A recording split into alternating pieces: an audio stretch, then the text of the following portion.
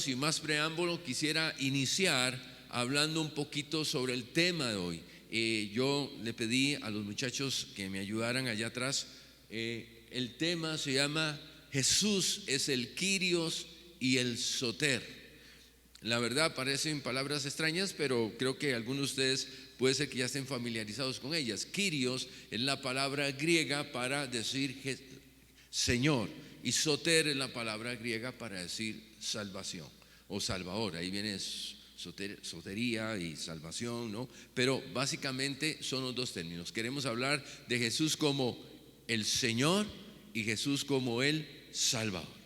Y cuando usted va a Mateo capítulo 4 versículo 17, ahí está puesto, ¿verdad? Dice: desde entonces Jesús comenzó a predicar y decir, ¿qué decía? Arrepentidos. ¿Por qué? Porque el reino de Dios se ha acercado. Amén. ¿Qué le parece si tiene una palabra de oración conmigo? ¿Le parece? Señor, gracias por esta hermosa mañana. Señor, que a pesar del frío en medio del ambiente, tú calientas por tu amor, por tu gracia, por tu bondad nuestro corazón.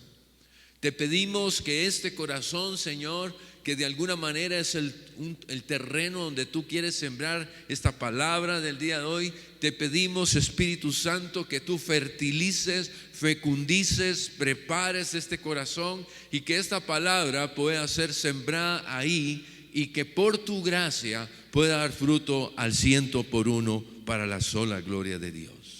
Llevamos nuestra mente cautiva a obediencia a Cristo Jesús, nuestras emociones, nuestros sentimientos. Si ha habido alguna dificultad, algún problema en el transcurso de la semana o algo que quisiera distraerlo, lo reprendemos ahora en el nombre de Jesús.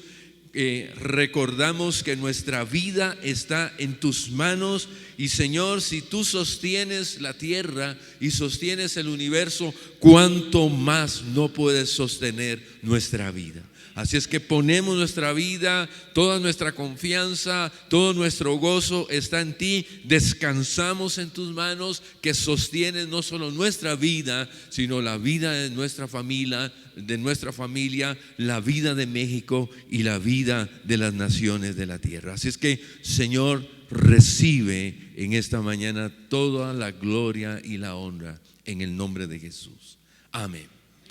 Bien, la primera pregunta, hermanos, que queremos hacerle es la siguiente. ¿Cuál es el tema principal de la Biblia? Ese es el pastor Gabriel cuando estaba pequeño. Usted no se acuerda, pero ahí estaba, ¿no? Y entonces él descubrió desde pequeñito ahí cuál era el tema principal de la Biblia. ¿Qué dice usted? ¿Cuál es el tema principal de la Biblia? ¿Qué podría decir usted? Jesús, excelente. El reino de Dios, ¿qué más? La salvación, el poder de Dios. La verdad que todo lo que están diciendo es verdad, pero déjeme contarle otra cosa y ponerle otra filmina. ¿Qué pasaría si yo le dijera a usted, que usted no se dio cuenta, pero que mientras estábamos ahí hablando, yo le tomé una foto? ¿Puede desplegarlo todo, por favor? Yo le tomé una foto y usted está ahí. ¿Qué es lo primero que usted haría si yo le digo que usted está ahí? Buscar, ¿verdad? Y déjeme decirle algo: si usted ve que usted no quedó muy bonito, aunque todos los demás hayan quedado guapísimos, usted le dice: mire, yo necesito que volvamos a repetir esta foto porque yo no quedé bien. ¿No es cierto? Normalmente, hermanos, nosotros casi siempre vemos las cosas con nuestros ojos y nuestra propia óptica, ¿no? Entonces el centro de la historia, ¿verdad? Depende, la manera en que nos acerquemos a la Biblia define quién es el centro de la historia. Y entonces cuando vamos a la Biblia vamos a contestar la pregunta, ¿verdad? La verdad es que el tema principal de la Biblia es Dios y sus propósitos. Es decir, hermano, cuando usted y yo vamos a la Biblia no se trata ni de usted ni de mí. La Biblia se trata de Dios. Cada vez que usted abre la Biblia, usted se encuentra con Dios. Él ha querido revelarse a tu vida y a mi vida a través de la palabra de Dios. Y es muy hermoso esto, porque no es cierto que en la Biblia encontramos palabra de sanidad. ¿Cuántos hemos sido sanados por alguna palabra de Dios? ¿Verdad que sí? En la palabra hay sanidad. La Biblia dice: por sus llagas hemos sido sanados. Jesús es Jehová es nuestro sanador. Y también dice que la palabra de Dios es medicina para todo el cuerpo. Y hay mucha palabra que podríamos ir y encontrar acerca de la sanidad. ¿Cuántos saben que en la palabra de Dios el Señor habla de consuelo y del cuidado? ¿Verdad? ¿Cuántos hemos sido consolados y cuidados por Dios en determinados momentos? Jehová es nuestro pastor, nada nos faltará. En delicados pastos me hará descansar, junto a aguas de reposo me pastoreará. ¿Cuántos hemos sido prosperados? La Biblia habla de la prosperidad, sí, y habla de una prosperidad integral, ¿verdad? No es solo una prosperidad física, no es solo una prosperidad económica, porque Dios no es tan pobre para depender solo del dinero. Nuestro Dios es tan rico que Él hizo todo el universo. La prosperidad es integral, es mucho más allá que los bienes materiales. Pero la verdad, hermanos, es que lo hermoso de cuando yo voy a la Biblia no es que yo voy a la Biblia para ser sanado. Yo voy a la Biblia para encontrarme con el sanador. Yo voy a la Biblia para encontrarme con el que me cuida. Yo voy a la Biblia para encontrarme con el que me prospera. Cuando usted y yo vamos a la Biblia, nos encontramos con Dios. Entonces, el tema principal de la Biblia no soy yo, es Dios. Y esto es muy importante que nos ubiquemos, porque desde Génesis hasta Apocalipsis Él nos narra quién es Él y cuál es su razón de ser. Y claro, conociendo a Dios, me conozco a mí mismo. Conociendo a Dios, conozco los planes, los propósitos, qué es lo que Dios anhela, qué es lo que Dios quiere que nosotros hagamos. Por eso, cuando vamos a la Biblia, encontramos algo muy interesante hablando de la historia de la redención. Es que ahí no se ve bien, pero ¿verdad? El plan de Dios es mucho más grande. La historia de la redención nuestra, la historia de nuestra salvación, tiene un lugar dentro de una historia mayor. Y cuando vamos a la Biblia, por ejemplo, en Génesis capítulo 1, dice que Dios creó el cielo y la tierra. ¿Cuántos saben que las cosas empezaron bien? ¿Sí? Dios creó el cielo, creó la tierra no estaba contaminada, las aguas no estaban contaminadas, todo era hermoso. Dios preparó un lugar ideal para que usted y yo pudiéramos vivir. Y yo le tengo buenas noticias, hermanos. No solo las cosas empezaron bien, las cosas van a terminar mejor. A pesar del dolor, del tormento, de la angustia, de todos los problemas que estamos viendo, ¿cuántos saben que viene cielo nuevo y tierra nueva? Hermano y hermana, si hay momentos de sufrimiento, si hay momentos de dolor, hoy le tengo buenas noticias. Las cosas van a terminar bien y van a terminar mejor, porque los tiempos y todas las cosas están en las manos de nuestro Dios. Amén. Pero sabemos que en medio de todo eso hubo un problema, y ahí lo vemos, ¿verdad? El reino de Dios fue usurpado. Y sabemos que Satanás engañó al hombre y conocemos toda la historia y no quiero repetirla. Pero lo más importante es que Jesús viene a rescatar su reino, y la mayoría de nosotros pensamos que Jesús vino a salvarnos, hablamos de la salvación y que Él murió por nosotros y que dio la vida por nosotros, y es verdad. Pero la verdad, quiero decirte, mi hermano, que lo más importante no es nuestra salvación. Nuestra salvación está dentro de una historia mayor. Jesús también vino a vencer el pecado. Jesús vino a vencer la muerte. Jesús vino a vencer a Satanás. Jesús vino a traer el reino de Dios. Y el reino de Dios habla de la autoridad de Dios, del gobierno de Dios. El Señor trae el poder y la gloria para restablecer su reino. Por eso Jesús no empieza predicando como lo vimos ahora en Mateo 4. Le dejo de tarea que revise todo ¿cómo se llama el capítulo de Mateo? Capítulo 4. Y Mateo dice que Jesús apareció y está en un contexto de que primero había sido bautizado. Si usted va ahí al contexto de Mateo, Jesús fue bautizado y dice que fue guiado por el Espíritu Santo al desierto, fue lleno del Espíritu Santo, fue al desierto, venció a Satanás, ahí fue tentado y él regresó en el poder del Espíritu, y él entonces comienza a predicar. Y la predicación de Jesús no nos dice: hola, yo vengo del cielo, vengo a morir por ustedes, voy a entregar mi vida, no va a haber parecer en mí, voy a hacer una sola llaga, les voy a entregar toda mi sangre y he venido a morir por ustedes. Jesús no nos dice eso, sino que da una declaración aún más profunda y más poderosa y dice: arrepentidos, porque el reino de los cielos se ha acercado. Ciertamente Él iba a morir por nosotros, ciertamente Él nos iba a salvar, pero venía por algo más extraordinario, venía por algo más grande, que era volver a traer su gobierno, su autoridad sobre todas las naciones de la tierra. ¿Sabe por qué, hermano? Porque la verdad es que el propósito de Dios es que todo ser humano sepa que Jesús es el Señor, que sepa que Él es el Rey y Él es el Señor. Y el anhelo más grande de la iglesia es que Jesús sea nuevamente el Rey y el Señor de todas las naciones de la tierra. Estuve en un país que tiene 80 millones de personas, y en 80 millones de personas solo habíamos unos 10,000 cristianos, más o menos unos 23 pastores, ahora puede haber unos más, unos 34 pastores nacionales. ¿Creen ustedes que 34 pastores alcance para ganar a 80 millones de personas? Difícil, ¿no? Y claro, cuando yo llegué a este país, ¿verdad? Era como si un demonio estuviera ahí y me dice: ¿qué viene a hacer usted aquí si yo tengo siglos de ser el Señor en este lugar? ¿Qué puede hacer usted? Y yo decía: ciertamente yo no puedo hacer nada, pero el que vive en mí sí lo puede hacer todo, porque Él venció la muerte, Él venció el pecado y Él venció a Satanás, y Él tiene poder y gloria para ser Señor sobre todas las naciones de la tierra.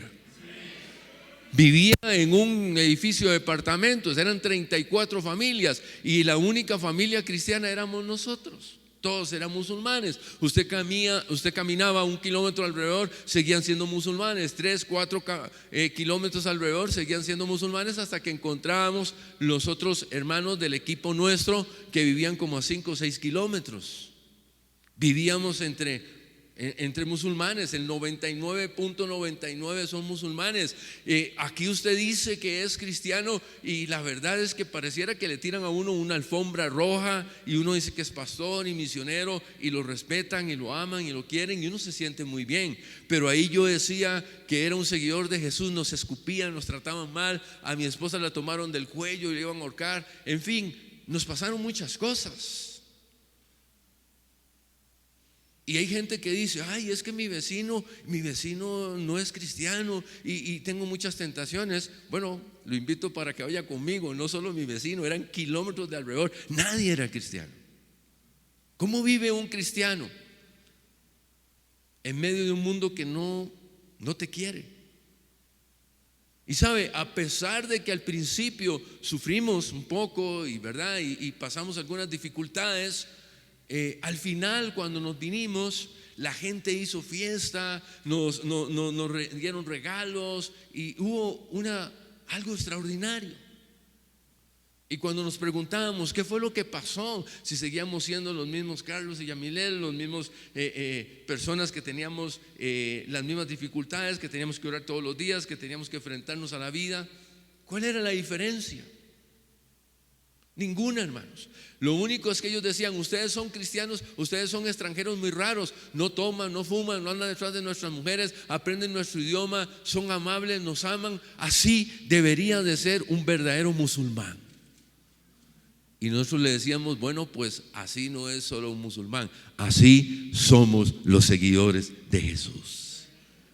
Entonces, lo más hermoso es entender que que cuando Jesús dice que arrepiéntanse porque el reino de Dios ha llegado, es porque también en el contexto es que Jesús después va a seguir diciendo ahí, Mateo 4, dice, mira, cuando Él comienza a predicar, los enfermos son sanados, los demonios son liberados y comienza a haber una transformación. ¿Sabe por qué? Porque cuando el reino de Dios llega a una nación, a un país, comienza a haber una transformación extraordinaria. Entonces, nosotros no somos el centro de la historia. Es la historia de Dios y nosotros estamos dentro de la historia de Dios. Dios actúa para redimir a los perdidos y restaurar su reino arruinado por el pecado a través de la obra de Jesucristo en la cruz del Calvario. La imagen dominante que usa la Biblia para describir el plan redentor en la historia es el reino de Dios. Este plan refleja la agenda de Dios en la tierra y todos los que habitan en medio de ella. Es decir, el reino de Dios habla del gobierno de Dios sobre el cielo y sobre la tierra, sobre la autoridad de Dios.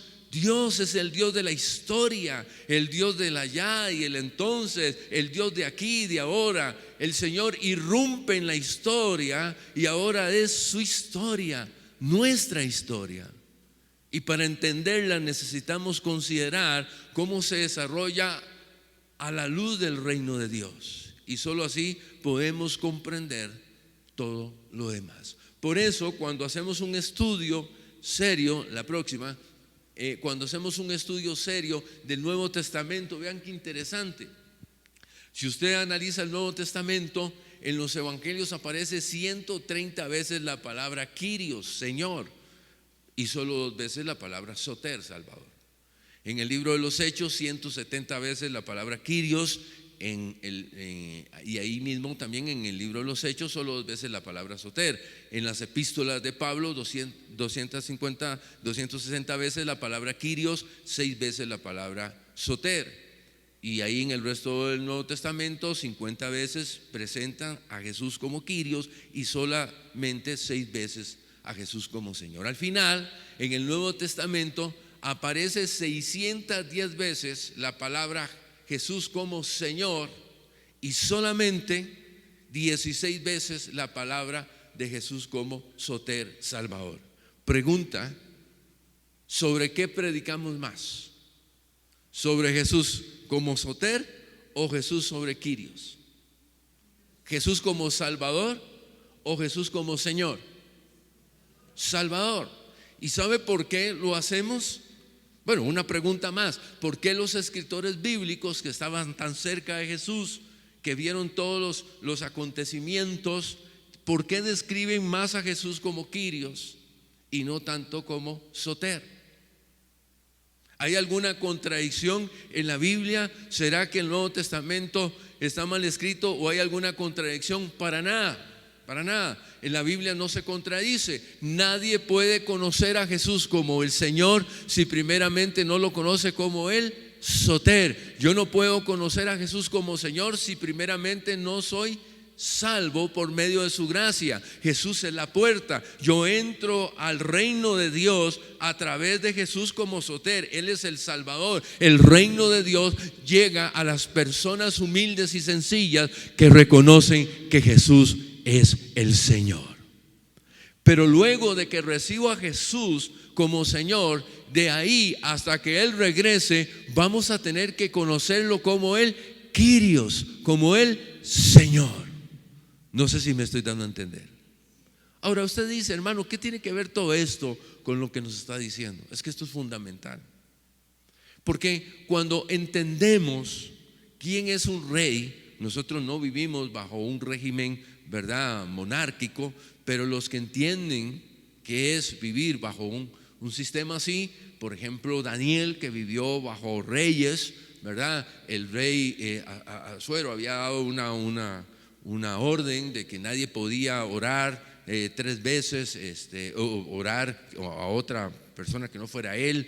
Y cuando los enemigos de Daniel le dijeron que Daniel estaba orando 3 veces al día, él no tuvo otro remedio, porque había hecho un decreto que hacer lo que había dicho, que tenía que ir al foso de los leones. Y ese rey no podía ir ni siquiera en contra de su palabra. Él lo había determinado y así tenía que ser. Y entonces envió a Daniel al foso de los leones, pero todos sabemos que había un rey superior, un rey sobrenatural, un rey sobre el rey que estaba en ese momento, que era el Señor Jesús, y salvó a Daniel. Y entonces este rey reconoció que había un rey soberano y mayor que él, que era el rey de Daniel, y dio una orden que todo su reino adorara al Dios de Daniel. Amén. Entonces, cuando vemos lo que es un rey, el rey hablaba y si uno no hacía caso, le cortaba la cabeza o hacía o tenía que decir lo que el decreto había dicho. Entonces Jesús es nuestro rey. Y Él ha hablado, y Él nos ha dicho cuál es el propósito, y Él nos ha dicho qué es lo que tenemos que hacer. Pero muchas veces nosotros preferimos a Jesús Soter porque claro, es el que nos salva, nos libra del infierno, nos prospera, nos bendice, nos da todo. Pero muy pocas veces vemos a Jesús como rey. Y cuando Jesús habla, ¿qué es lo que el pueblo de Dios tiene que hacer? Obedecer. Si Jesús, por ejemplo, dijo: yo quiero que mi evangelio sea predicado en Jerusalén, Judea, Samaria y hasta lo último de la tierra, ¿qué es lo que tenemos que hacer? Lo que Jesús dice que hay que hacer. Pero hay veces la iglesia dice: no, nosotros no vamos a las naciones de la tierra, nosotros nos quedamos aquí haciendo la obra de Dios. Mi visión es esta, mi sueño es esta, la visión de la iglesia es esta, la visión es esta. Pero muchas veces esa visión no es la visión del rey. Muchas veces la visión es nuestra visión, pero no es la visión del reino de Dios. No sé si me estoy dando a entender. Por eso es sumamente importante. De alguna manera se lo quiero ver aquí gráficamente en lo que vamos a ver ahora. ¿Qué es lo que hemos dicho hasta ahora? No sé si pueden poner la otra lámina. Número 1, hemos dicho que todo se trata de Dios. ¿Estamos de acuerdo? La Biblia habla de Dios. La palabra nos habla de quién es Él, y todo se trata de Él, de Dios. Número 2, hemos hablado del reino de Dios. ¿Qué es el propósito de Dios? ¿Qué es lo que Dios anhela? ¿Qué es lo que Dios desea? Que su nombre sea conocido en las naciones de la tierra, que su autoridad y su gobierno sea sobre todas las naciones de la tierra. Déjeme decirle una cosa, a pesar de que en el país que estábamos eran 80 millones de personas y no conocían a Cristo, a pesar de que hay 1.800 millones de musulmanes, mi pasión no es que los musulmanes se conviertan. Mi primera pasión, yo no tengo el poder y la gloria para hacer eso. Yo no soy el Mesías de estas naciones. El Mesías de estas naciones tiene un nombre y se llama Jesús de Nazaret. Mi pasión no era que ellos se convirtieran, esa no era mi primera pasión. Si hubiera sido eso, a los 3 meses me hubiera regresado después de que nos escupían y todo lo que hacían. ¿Sabe? Mi primera pasión no es que el mundo se convierta a Cristo. Mi primera pasión es Jesús. La pasión de la iglesia, por lo que la iglesia vive, por lo que la iglesia respira, por lo que la iglesia camina, por lo que la iglesia avanza, es porque tenemos una pasión por Jesús. Y cuando Jesús nos dice: yo quiero que vayan a las naciones de la tierra, o yo quiero que vayan a las regiones de los Tarahumara, o quiero que vaya a las prostitutas, o que vaya a las personas que están en adicción, nosotros hacemos lo que el rey dice porque le amamos y nuestra pasión es Dios. Nos movemos no por nuestras emociones, no por lo que queremos, no por lo que nosotros deseamos. Los anhelos, los deseos de Dios ocupan el primer lugar en nuestro corazón. Entonces, la segunda cosa es el reino de Dios. Pero el reino de Dios no puede venir si no realizamos la misión. ¿Y cuál es la misión? La misión es establecer el reino de Dios para que Él reciba gloria. Entonces decía que a pesar que hay 1.800 millones de musulmanes, a nosotros no nos mueve la necesidad. Lo que nos compunge el corazón, lo que nos duele el corazón, el por qué vamos a las naciones de la tierra y predicamos el evangelio, no es por la necesidad, es porque el nombre de Dios no está recibiendo gloria, es porque su nombre no está siendo glorificado, es porque la gente no sabe quién es Él. ¿Sabe por qué? Porque en el momento en que usted y yo conocimos a Jesús, ahí comenzó una transformación extraordinaria. ¿Quién hubiera dado un un peso por nosotros? ¿Quién hubiera metido la mano al barro para rescatarnos? ¿Quién nos sacó? Quizás algunos de la droga, de la adicción, de la pornografía, de la inmoralidad. ¿Quién fue el único que fue capaz de ir hasta nuestro corazón y ver nuestra necesidad y rescatarlo? El único que pudo hacer eso tiene un nombre y se llama Jesús de Nazaret. Él metió las manos al barro, Él metió las manos donde nadie quería meternos y nos rescató. Cuando nosotros conocimos a Jesús, nuestra historia fue transformada por el poder de Dios. Y entonces sabemos que si nuestra vida ha sido transformada, va a ser transformada nuestra familia, va a ser transformada nuestra comunidad, que México tiene esperanza porque Jesús es el Señor, que si los mexicanos conocen a Cristo, entonces vendrá una transformación. Entonces nuestro anhelo y nuestro deseo es cumplir el propósito del Rey, que su nombre sea glorificado, que su nombre sea exaltado, porque cuando el gobierno de Dios llegue a las naciones de la tierra, entonces llegará la justicia, llegará la misericordia, llegará la paz y la bondad. Porque lo más importante de un reino no es el reino en sí, es el rey. Si es un rey justo, habrá justicia. Si es un rey bueno, habrá bondad. Si es un rey misericordioso, habrá misericordia. Lo más importante de este reino es el rey, y el rey es el Señor Jesús. No sé si me doy a entender. Y entonces Dios buscó un pueblo. Es usted y yo. Y ese pueblo tiene una misión. ¿Cuál es la misión?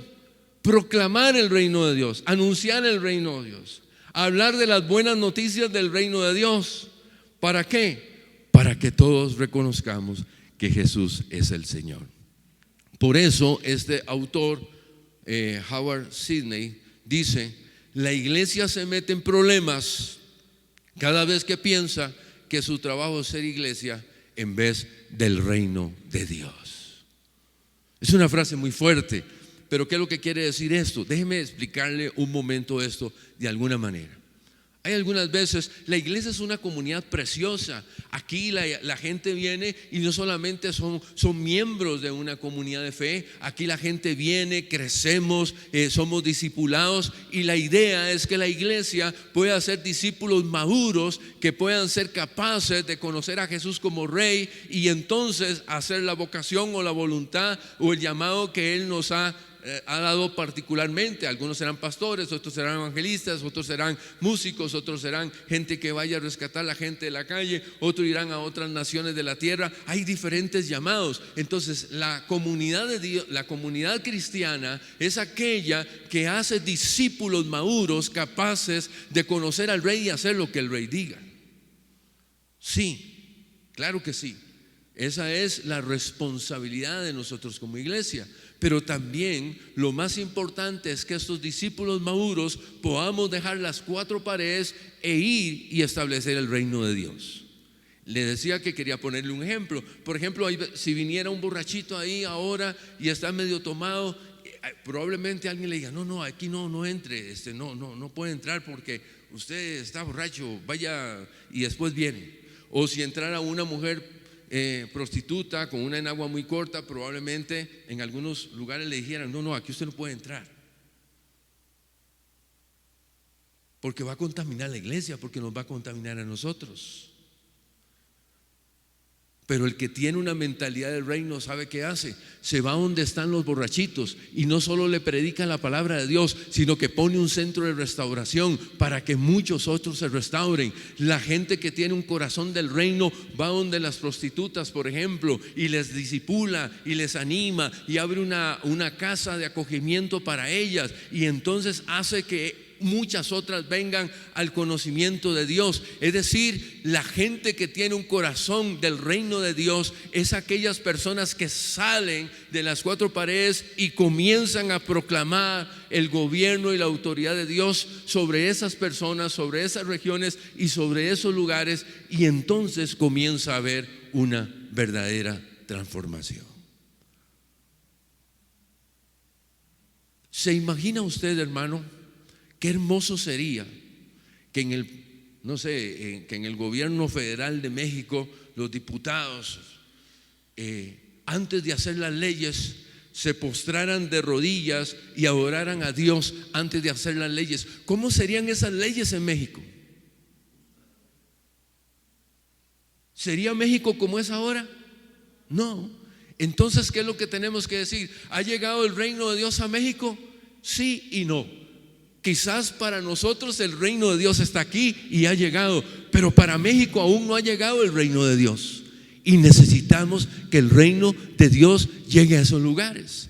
Conocí a un pastor amigo que fue a prepararse. Él trabaja en cuidado integral del misionero y se fue a preparar cómo aconsejar a una persona en estado terminal. Es decir, alguien que le dieron 3 meses y va a morir. ¿Cómo aconsejar a esa persona y a su familia? Entonces él fue y comenzó a estar con ellos a un hospital en Paraguay. Y dice Carlos, lo que más me impresionó no fue que me enseñaron a aconsejar, aprendí muchas cosas, pero lo más importante y lo que más me impresionó, dice, es que vi profesionales del primer nivel. Vi neurocirujanos, vi científicos, vi gente extraordinaria. Y estos hombres decían: mire, nuestra visión aquí a la hora de establecer este hospital es que los pacientes no vean un médico, no vean solo un profesional. Nosotros queremos que ellos vean a Cristo. Nos hemos comprometido como profesionales a encarnar a Jesús para que ellos vean que Cristo está en medio de este lugar. Qué hermoso, ¿no? Eso se puede oír en un pastor, en un misionero, pero oírlo en un profesional, oírlo en una persona que tiene una profesión es muy extraño. Entonces, amados de Dios, lo que en verdad quiero decirles es que hoy estamos disfrutando de conocer a Jesús como el Kyrios, como el Señor. Hoy estamos volviendo a recordar lo que la palabra nos dice. Hoy venimos a orar a Dios, hoy venimos a establecer al Señor. Pero lo que más me alegra estar en esta mañana con ustedes, no solamente hoy, es mañana. Mañana es el gran día. Hoy hemos adorado a Dios, hoy recibimos la palabra, hoy somos confortados, hoy somos consolados. Pero mañana México va a ser muy bendecido. Usted mañana va a ir a las oficinas, usted mañana va a ir a las escuelas, usted mañana va a ir a algún lugar donde está sirviendo o trabajando, y entonces el reino de Dios va a llegar a ese lugar. La luz de Cristo va a llegar, la misericordia de Dios va a llegar, la justicia de Dios va a llegar, la verdad de Dios va a llegar. ¿Sabe por qué? Porque donde está un hijo de Dios, ahí está el reino de Dios. Entonces puede ser que Dios lo envíe a las zonas tarumaras, o que los envíe a sus trabajos, o puede ser que los envíe a China o a Japón. Y lo más hermoso es que cualquier persona que lo conozca a usted, conozca al Dios que nosotros conocemos. Que cualquier persona que llegue a relacionarse con usted pueda llegar a amar al Dios que nosotros amamos, y que cualquier persona que lo conozca a usted pueda llegar a adorar al Dios que nosotros adoramos. Cada uno de nosotros tenemos un propósito maravilloso: que cuando nos conozcan a nosotros, conozcan al Dios que adoramos, que cuando se acerquen a nosotros puedan llegar a amar al Dios que nosotros amamos, pero lo más hermoso, que puedan llegar a adorar al Dios que nosotros adoramos. Y entonces el reino de Dios será establecido y la transformación comenzará a venir a las naciones de la tierra. ¿Habrá algo más hermoso que esto? Basta abrir las escrituras, hermanos. No sé cómo andamos con el tiempo, pastor. Usted cualquier cosa ahí sé. Porque ¿sabe qué, hermanos? Que cuando se me calienta el corazón se me estira la lengua y no vi a qué horas empecé. Entonces vas a abrir las escrituras. Puedes poner la próxima que sigue. Bueno, ahí está ya. Para conocer la elección de Dios. La elección de Dios no está basada en la naturaleza del hombre o en la grandeza del hombre, sino en su amor y su soberanía. La palabra de Dios dice en Deuteronomio 6 y 8: porque para el Señor tu Dios, tú eres un pueblo santo. Él te eligió para que fueses posesión exclusiva entre todos los pueblos de la tierra. El Señor se encariñó contigo y te eligió, aunque no eras el pueblo más numeroso, sino el más insignificante de todos. Lo hizo porque Él te ama y quería cumplir sus mandamientos, o sus juramentos a sus antepasados. Entonces Dios procura un pueblo. ¿Cómo inicia el Señor para establecer el reino de Dios. ¿Cómo Él quiere que el reino de Dios se establezca? Él buscó un pueblo, Israel. ¿Quién era Israel? Israel no era grande, Israel no era importante, Israel no era poderoso, ni siquiera era numeroso. ¿Qué era entonces Israel? Como lo dice el texto, era el más insignificante de todos los pueblos. Dios es especialista en descubrir a los invisibles, a los que nadie conoce, y mostrar su gloria y su grandeza por medio de ellos. Hermano, usted no conoce Costa Rica, pero si usted conociera Costa Rica, va a un pueblo al norte de San José y conoce a un pueblito que se llama Calle Blancos, un barrio que se llama Calle Blancos. Y usted dice, ¿puede salir algo bueno de Calle Blancos? De ahí nací yo. Yo no hubiera ido ni a la esquina, yo no conocía ni Panamá, yo no sabía nada. Pero Dios, por su gracia y su misericordia, cuando tenía 14 años me dio una visión, y para mí era una locura. Yo estaba en un colegio católico, ¿verdad? Y nos daban conferencias y todo. Vinieron misioneros y nos hablaron del amor de Dios. Y yo me acuerdo que ese día, con 14 años, normalmente los estudiantes, los jóvenes, nos íbamos y en la noche comenzamos a tirarnos agua y a molestar y a hacer relajo, ¿verdad? Pero ese día algo me pasó a mí después de escuchar a los misioneros y me metí a un aula, me llevé mi sleeping bag y me metí ahí. Y entonces lo único que sabía hacer era rezar, porque no sabía otra cosa. Y mientras estaba rezando, yo tuve una visión y vi así como un proyector, vi el mundo y me vi a mí con una Biblia caminando sobre las naciones de la tierra, ir a un pueblo, ir a una nación, predicaba el evangelio, volvía a subir, seguía caminando y bajaba a otra nación. Yo no podía creerlo, me sacudí los ojos, dije, seguro estos misioneros me embrujaron, ¿qué me pasó? Y comencé ahí todo asustado. Era un muchachito, 14 años, católico, jamás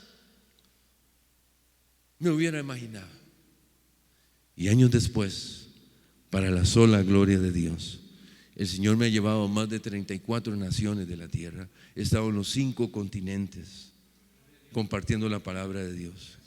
Era una persona totalmente invisible, yo ni sabía, jamás hubiera podido hacer eso. Eso es únicamente obra de la misericordia, de la gracia y de la bondad de Dios. Dios es especialista en tomar personas insignificantes y llevarnos a las naciones de la tierra para que hablemos de aquel que sí tiene significado, de aquel que sí tiene esperanza, de aquel que sí es poderoso, de aquel que sí puede sanar, de aquel que puede libertar, de aquel que puede traer transformación. Su nombre es Jesús de Nazaret. Existimos y vivimos para la sola gloria de Dios. Puede ser que tú estás sentado y estás diciendo, ¿para qué vine en esta mañana? Yo quiero decirte, hay propósito grande, maravilloso de Dios contigo. No digas soy muy anciano, ya no puedo. No digas soy muy joven, no puedo. No digas yo no sé ni qué hacer. Dios es especialista en tomar a los jóvenes y traer una transformación. Dios es especialista en tomar a los humildes y sencillos y hacer algo extraordinario por las naciones de la tierra. Dios puede tomarte aún a tus 60, 70 años, hacerte un hombre de intercesión, de oración. Tú puedes visitar naciones a través de la intercesión, de la oración. Tú puedes hacer que la gloria de Dios pueda visitar naciones y pueblos desde tu casa, con la humildad y la sencillez, doblando tus rodillas y creyendo que Dios escucha a los santos y puede hacer cosas extraordinarias. En esta mañana tú no sabías por qué habías venido aquí, pero Dios quiere usarte, aunque te veas pequeño, aunque te veas insignificante, aunque veas que no tienes nada. Dios va a usar tu vida para traer una transformación, para traer algo extraordinario, porque no se trata de ti, no se trata de tu pequeñez, no se trata de tu intelecto, no se trata de tu dinero, no se trata de tu fama, no te trata de a dónde vienes o a dónde no vienes. Se trata de que Dios está contigo, se trata de que su gloria ha sido derramada delante de ti, del Dios Santo se ha compartido contigo. La bondad de Dios está en ti, la misericordia de Dios está en ti, la justicia de Dios está en ti, la verdad de Dios está en ti, el poder y la gracia de Dios está en ti. Lo único que tú tienes que hacer es abrir tu boca y hablar las maravillas de Dios, y Él hará lo que solo le corresponde a su soberanía y a su poder y a su gracia. Él es el Dios de la historia, Él es el Dios con nosotros. Dios escogió a su pueblo porque lo amaba, porque es fiel a sus promesas y porque este pueblo tenía que mostrar su gloria a las naciones. Y su nombre iba a recibir gloria en medio de los pueblos y las naciones. ¿Qué dice la palabra de Dios también en Éxodo 19? Vosotros habéis visto lo que he hecho a los egipcios y cómo los he tomado sobre alas de águilas y los he traído. Ahora pues, si en verdad escucháis mi voz, guardáis mi pacto, seréis mi especial tesoro entre todos los pueblos, porque mía es toda la tierra y vosotros seréis para mí un reino de sacerdotes y una nación santa. Dios dice que las naciones de la tierra son de Él. Y Dios había buscado ese pueblo para que fuera un puente entre los pueblos y Dios. Un reino de sacerdotes, gente santa, apartada de Dios. ¿Para qué? Para mostrar las misericordias y las bondades de Dios. La palabra de Dios también dice, Isaías 41, 8 y 9: pero tú, Israel, siervo mío, Jacob, a quien he escogido, descendiente de Abraham, mi amigo, tú, a quien tomé de los confines de la tierra y desde sus lugares más remotos te llamé y te dije, mi siervo eres, yo te he escogido y no te he desechado. Dios llamó a su pueblo, fue hasta los confines de la tierra y procuró un pueblo. ¿Para qué? Para que fuera su siervo, para que mostrara las misericordias y las bondades de Dios. También su palabra dice en Isaías 43:10: vosotros sois mis testigos, declara el Señor, y mi siervo a quien he escogido, para que me conozcáis y creáis en mí y entendáis que yo soy. Antes de mí no fue formado otro Dios, ni después de mí lo habrá. Jehová uno es. El Shema, el famoso Shema de Israel, lo que el Señor decía, oye Israel, y lo que decía es, no oigas con tus oídos, oye con tu corazón. Israel, Jehová uno es. Amarás al Señor tu Dios con todo tu corazón, con toda tu mente, con toda tu alma, con todas tus fuerzas. Jehová uno es. Y el Señor se dirige en esta mañana a usted también y les dice: yo soy el Señor, yo tengo el poder y la gloria sobre las naciones de la tierra, y lo único que Dios demanda de ti es que tú le ames con todo el corazón, con toda la mente, con toda el alma y con todo tu ser. Y si tú te proclamas, ahora que están en ayuno y están en el ayuno de Daniel, hermano, comience a hablar esa palabra y dígale: Señor, el anhelo, el deseo, dígaleselo de rodillas, dígaleselo quebrantado: Señor, enséñame a amarte con todo mi corazón, con toda mi alma, con todas mis fuerzas y con todo mi ser. Yo quiero vivir para la sola gloria tuya, y estoy seguro que el Señor te va a usar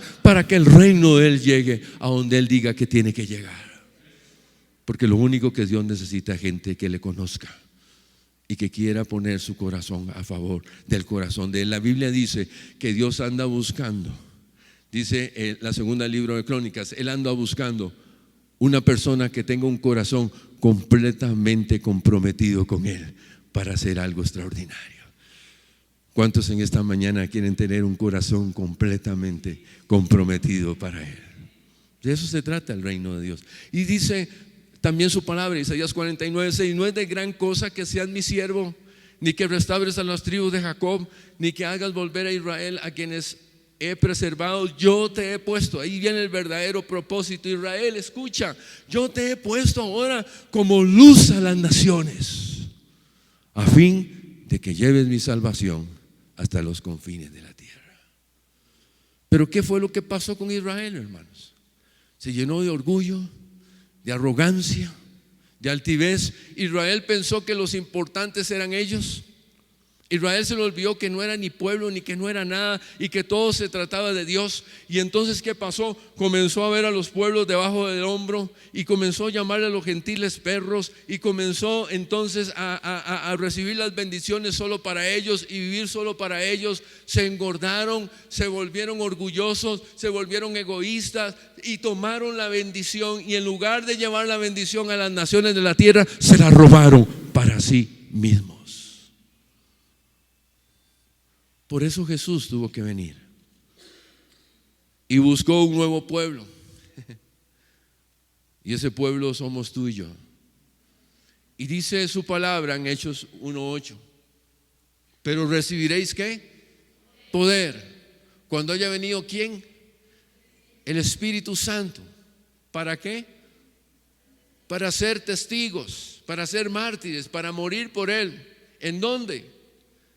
En Jerusalén, en toda Judea, en Samaria y hasta lo último de la tierra. Dios sigue llamando, Dios sigue eligiendo, busca un nuevo pueblo, a un nuevo grupo estigmatizado por su mismo pueblo. Muchos eran rechazados por sus familias y luego perseguidos por el imperio. Llamó un pueblo sin dinero, sin capacitación, sin organización, perseguido. La iglesia, Jesús llama a la iglesia no tenía influencia política, no tenía influencia económica, no tenía nada. Podía ser escita, podía ser griego, podía ser de cualquier raza, de cualquier pueblo. No importaba el idioma que hablaba, no importaba la ropa que usaba, no importaba si era bonito o era feo, si era griego o era esclavo. Cualquier persona que confesara que Jesús era el Señor, que se acercara con humildad, se arrepintiera, reconociera sus pecados y los reconociera como Rey, entonces el reino de Dios venía a ellos y el poder del Espíritu Santo caía sobre ellos y comenzaban a hacer maravillas para la gloria de Dios. ¿Sabe que el pueblo de Israel la iglesia fue tremendamente perseguida? La próxima que sigue dice Hechos 8:1, Saulo consentía en la muerte de Esteban. En aquel día hubo una gran persecución contra la iglesia que estaba en Jerusalén, y todos eran esparcidos por la tierra de Judea y de Samaria, salvo los apóstoles. Vino una persecución terrible contra ese pequeño pueblo, contra esa gente que parecía que en cualquier momento los exterminaban. 10 épocas de persecución como no ha habido a lo largo de toda la historia. Cada emperador era más violento y trataban de aplacar a la iglesia, trataban de detenerla, pero nadie pudo aplacar a la iglesia desde entonces, ni nadie la va a poder aplacar, porque porque los poderes del infierno no pueden prevalecer contra la iglesia, porque a la iglesia no le fue dado un poder económico, un poder político o influencia de ninguna otra cosa. A la iglesia le fue dada una persona maravillosa, y esa persona es el Espíritu Santo de Dios. Por Él fueron creados la tierra y las cosas fueron sustentadas por Cristo, son hechas por Cristo, pero a través del poder del Espíritu Santo. El Espíritu Santo nos mantiene, el Espíritu Santo nos inflama, el Espíritu Santo nos da poder, gracia y autoridad, y es esta persona la que ha hecho que la iglesia pudiera soportar todas esas cosas. En el contexto de ser testigos, de realizar la misión de Dios, siempre ha sido un desafío para la seguridad, para la comodidad y para la pasividad. Era un desafío para expresar los valores como el amor, la devoción a Dios, su palabra, su amor y misericordia, servicio, sacrificio, entrega, generosidad, la escogencia que Dios hizo de su pueblo. No era por su grandeza, una vez más, ni por la importancia de cada persona, era por su devoción, era por su obediencia, era porque ellos querían entregar su corazón a Jesús. Y Dios llamó a la iglesia para ser testigo en medio de una época de persecución y de violencia.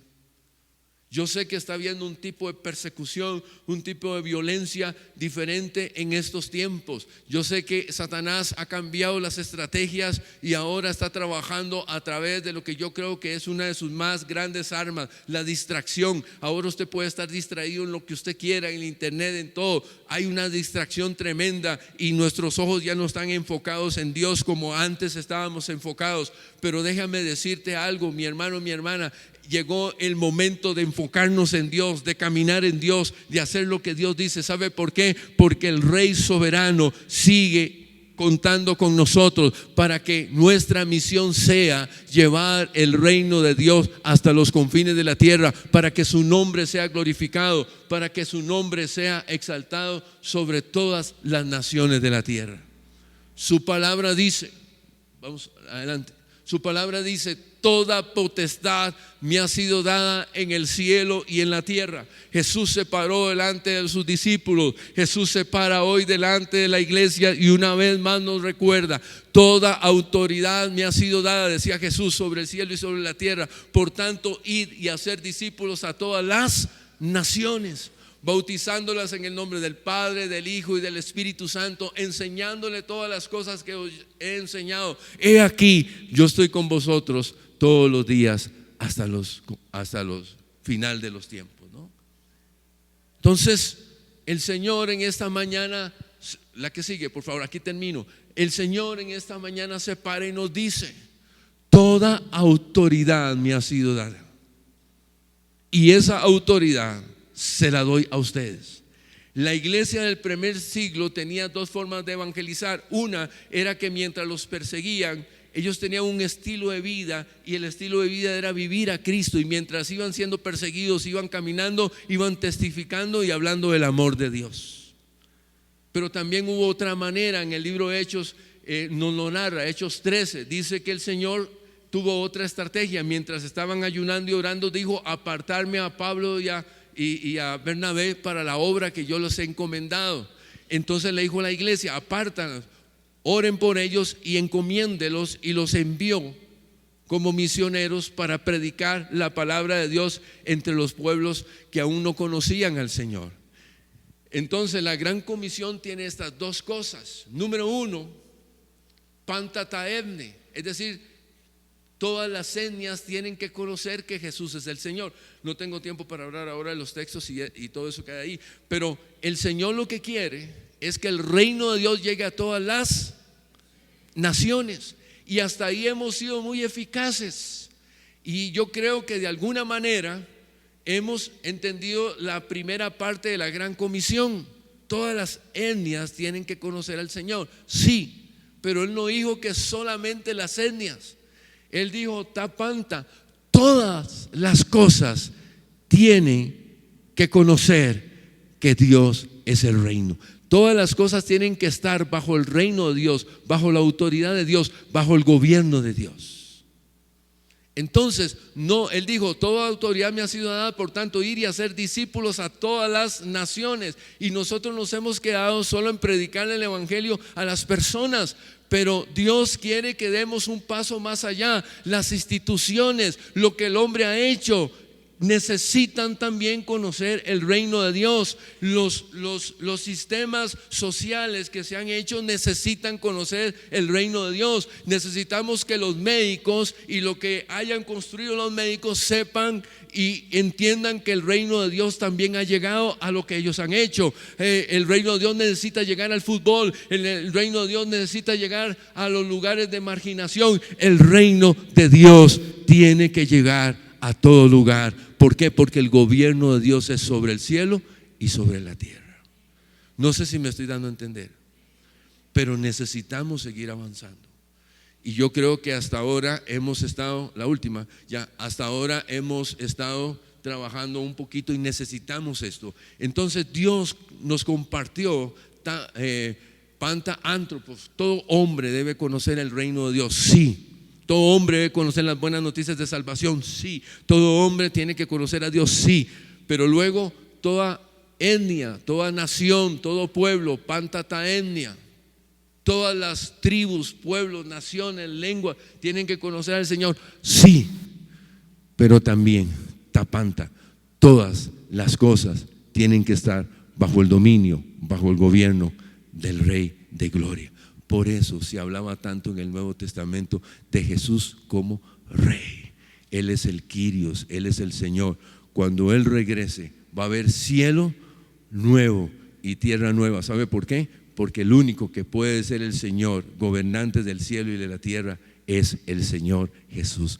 Por eso va a haber cielo nuevo y tierra nueva. Y mientras nosotros estemos aquí, necesitamos comprometer nuestro corazón para que el reino de Dios venga.